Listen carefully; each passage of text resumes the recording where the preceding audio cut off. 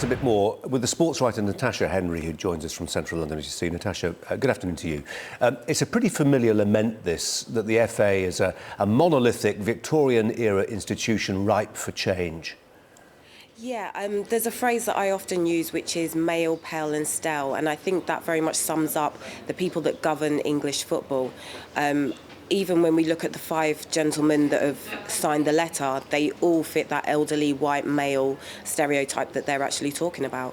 But if they can do the job, why is it a problem? Or are we saying they can't do the job because they're white and male and pale? No one's saying they can't do the job. All we're saying is that when you look at football on the pitch, in the stands, it's so diverse. There's women, there's people from all different countries and nationalities. So why isn't the people that govern the sport the same way?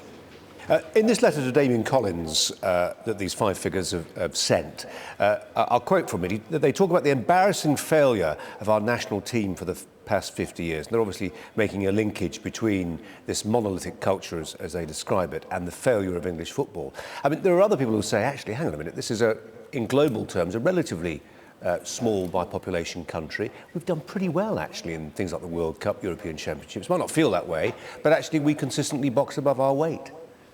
I mean, the structure of the Football Association and the lack of success of the national team are 2 very different things. One is about the way we train young footballers, about their education, about that gap between the ages of 16 and 21, where a lot of people fall out of football and have no second career choice, no guidance. But then we're talking about the Football Association, which rules football in this country. If you have 121 people on the FA Council and 115 of them all look the same, it's not likely you're going to get any different answers to the questions you ask. Just going back to the letter that's been written to Damien Collins, the chair of the Sport Committee in the House of Commons, one of the arguments that's advanced is that the FA needs to act effectively as a counterweight to the EPL, to the English Premier League. I mean, there'll be some people looking at this and thinking, well, you know, the Premier League has created the most successful domestic league perhaps in sporting history. If it ain't broke, don't fix it. Well, it depends what you see as broken and what you see as needing fixing.